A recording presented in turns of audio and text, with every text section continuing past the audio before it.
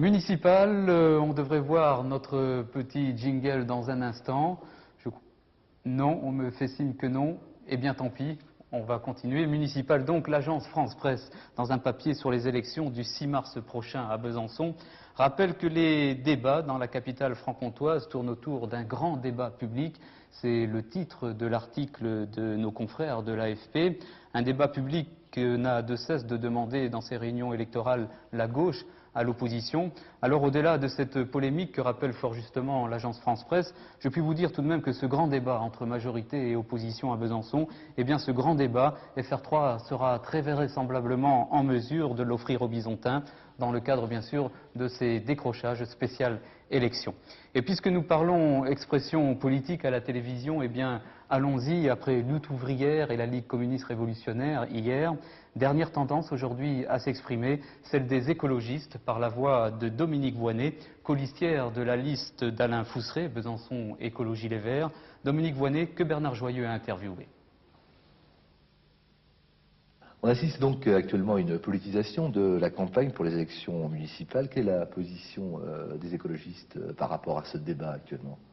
Les écologistes regrettent la politisation excessive du débat. Ils aimeraient que la campagne municipale soit pour chaque citoyen l'occasion de se prendre en charge, de décider par lui-même et de choisir ses élus en fonction de leur goût, de leurs compétences, de leurs capacités, non en fonction de leur étiquette politique.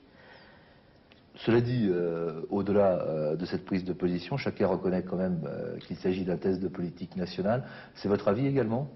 Non, nous regrettons que ce soit pour les grands partis l'occasion de tester leur électorat. Nous aimerions, au contraire, qu'on s'en tienne au niveau local, qu'on étudie les dossiers qui posent problème aux citoyens et qu'on les laisse choisir en fonction justement de la personnalité de leurs élus, en fonction de ce qu'ils proposent, en fonction d'un programme et non en fonction d'une étiquette. Dans la région, les écologistes sont quand même loin de présenter des candidats dans toutes les villes, même dans les villes importantes. Comment expliquez-vous ce peu de représentation? Alors peut-être premièrement parce qu'ils ne se sentent pas concernés justement par un débat trop politisé. Deuxièmement parce qu'une campagne électorale coûte cher et que dans nombre de petites localités, il est très difficile de réunir les finances nécessaires à une campagne. Et enfin, parce que beaucoup d'écologistes n'habitent pas en ville et se présentent de façon indépendante dans des villages où il n'y a pas d'étiquette politique et où ils espèrent bien quand même faire passer des idées. Vous pensez qu'ils peuvent se faire entendre? Je crois que c'est même plus facile, quand ils ne revendiquent pas forcément cette étiquette d'écologiste qui peut être trop politisée a priori. Cela dit, il y aura quand même 3 grandes listes à Besançon, où la liste s'appelle Besançon Écologie Les Verts, à Belfort, Belfort Écologie, et à Champagnole, où la liste est organisée à l'initiative de l'Association jurassienne pour les énergies alternatives. Alors, qui dit campagne électorale dit des thèmes qui sont défendus au cours, avant ces élections. Quels sont les principaux thèmes, ceux sur lesquels vous avez plus particulièrement insisté? Alors, l'originalité des écologistes, c'est justement de ne pas avoir de grands thèmes nationaux imposés par l'équipe centrale. Chaque équipe électorale s'organisera de façon autonome. On peut cependant retenir un grand thème commun, je crois, à toutes les listes, c'est redonner à chaque citoyen le pouvoir de décider par lui-même, redonner la ville aux citoyens. Et pour cela, les écologistes proposent des mesures de démocratie locale au quotidien, de démocratie directe. On peut citer les conseils de quartier, on peut citer le référendum communal d'initiative populaire.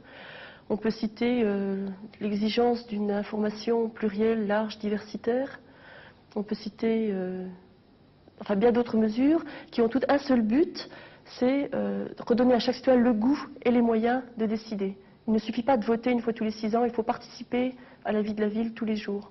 Et vous pensez que les citoyens sont prêts à appliquer les mesures que vous préconisez? Je crois que ça va être difficile dans un premier temps parce qu'on a perdu l'habitude de se prendre en charge et on a tellement l'habitude de faire confiance aux élus qu'on n'a même plus envie d'agir. Mais c'est aussi peut-être parce que les élus n'ont pas su associer suffisamment les citoyens aux décisions qui est fondamental pour eux de prendre. En particulier, ils n'ont pas su souvent être à l'écoute des citoyens pour savoir ce dont ils avaient réellement besoin. Alors quels sont vos espoirs sur une région comme la Franche-Comté? Alors nos espoirs, c'est premièrement d'être écoutés, d'avoir accès au débat comme tous les autres. Nos espoirs, c'est aussi avoir des élus. C'est-à-dire qu'on ne se présente pas simplement pour faire passer des idées, on espère bien avoir des élus. Rappelons qu'il faudra avoir 10% des voix au premier tour pour pouvoir avoir des conseillers municipaux. Je crois que c'est possible et c'est aussi pour ça qu'on se lance dans cette bataille.